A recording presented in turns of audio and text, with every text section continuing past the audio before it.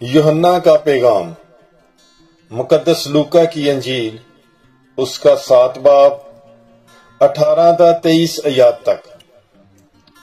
اور یوحنا کے شاگردوں نے اسے ان سب باتوں کی خبر دی، اور یوحنا نے اپنے شاگردوں میں سے 2 کو بلا کر خداوند کے پاس کہلا بھیجا کہ کیا جو آنے والا ہے تو ہی ہے یا ہم کسی اور کی راہ دیکھیں؟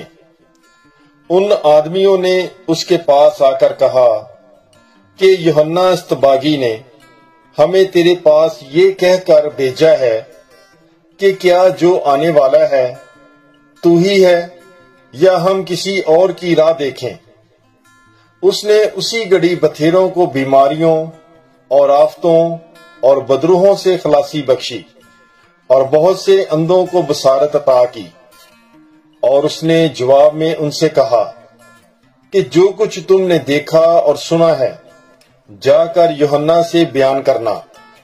اندھے دیکھتے ہیں، لنگڑے چلتے پھرتے ہیں، کوڑی پاک صاف کیے جاتے ہیں، اور بہرے سنتے ہیں، مردے زندہ کیے جاتے ہیں، اور مسکینوں کو خوشخبری سنائی جاتی ہے۔